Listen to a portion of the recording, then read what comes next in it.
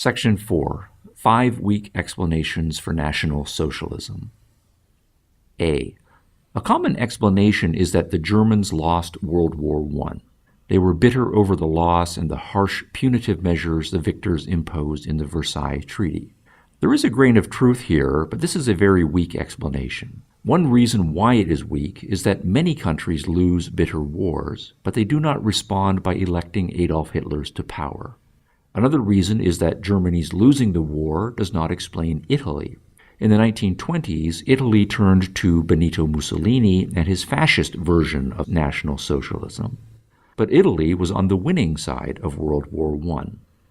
So if one of the winners of World War I became fascist, and one of the losers also became fascist, then whether one lost or won the war is not the significant factor here. B.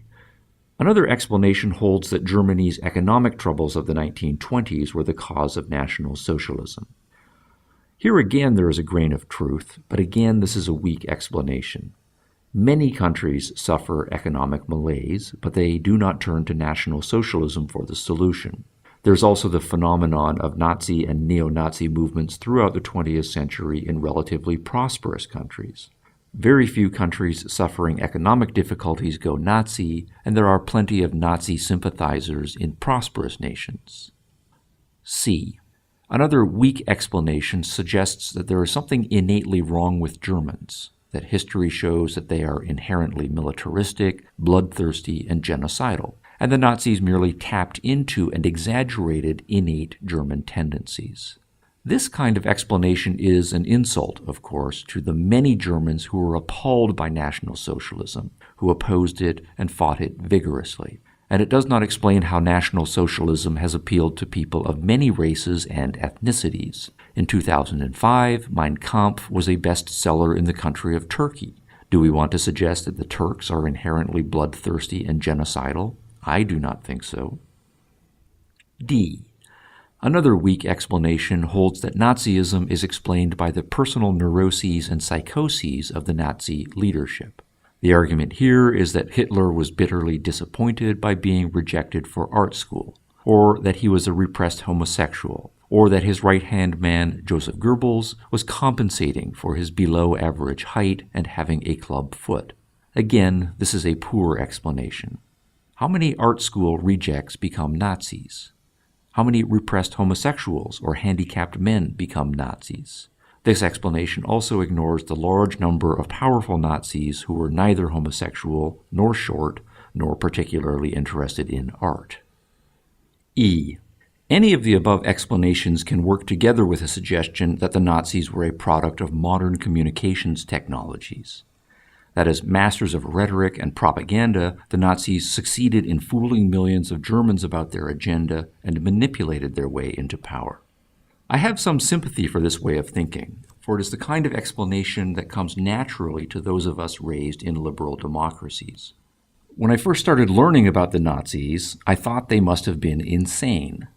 It is hard to imagine that such horror could be anything but the product of deranged minds manipulating the masses. But here I want to suggest 2 reasons why I think it is not a good idea to dismiss the Nazis merely as manipulators. The first is that the Nazis achieved power through democratic and constitutional methods. When the party was formed in 1920, it was a small fringe party. But it spoke to the beliefs and aspirations of millions of Germans. And in the 1920s, the Germans were, arguably, the most educated nation in the world, with the highest levels of literacy, numbers of years of schooling, newspaper readership, political awareness, and so on. It was in an educated nation that the Nazis achieved increasing success in the elections through the 1920s, spreading their message far and wide, until they made their major breakthroughs in the early 1930s. Millions of voters in a democracy may be wrong, but it is unlikely that they were all deluded. A better explanation is that they knew what they were voting for and thought it the best course of action. And that is what I will be arguing. But millions of people do not decide spontaneously to vote for this party or that. A mass political movement requires that much cultural groundwork be done over the course of many years. And this is where intellectuals do their work. A culture's intellectuals develop and articulate a culture's ideals, its goals, its aspirations, in books, speeches, sermons, and radio broadcasts. Intellectuals are a culture's opinion shapers. It is intellectuals who write the opinion pieces in the mass newspapers, who are the professors in the universities where teachers and preachers are trained, where politicians and lawyers and scientists and physicians get their education.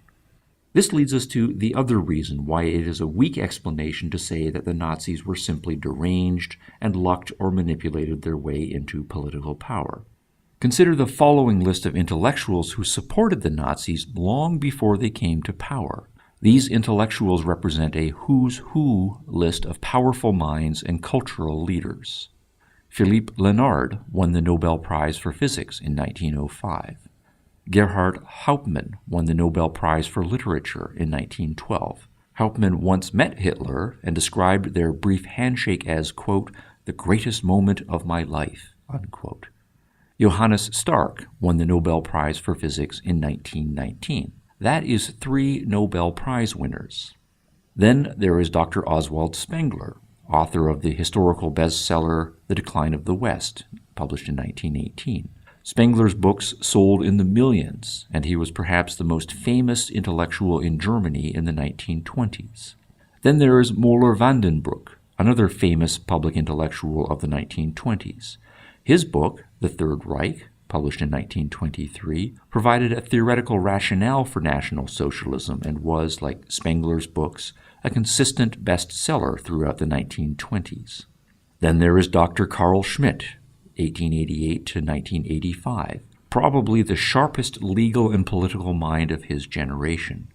Schmitt's books are still widely read and discussed by political theoreticians of all stripes and are recognized as 20th century classics.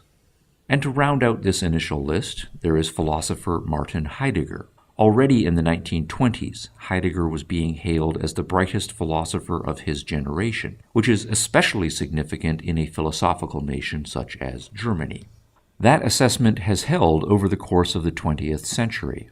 Ask professional philosophers of today to name the 5 most significant philosophers of the 20th century, and whether they love him or loathe him, most will include Heidegger on the list.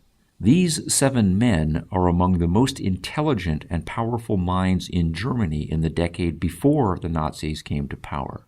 They are leading figures in German intellectual culture, spanning the arts, science, history, law, politics, and philosophy. All of them, to one degree or another, supported National Socialism. Was Hitler smart enough to fool all of these highly intelligent men? Or is it more likely that they knew what they believed and supported National Socialism because they thought it was true?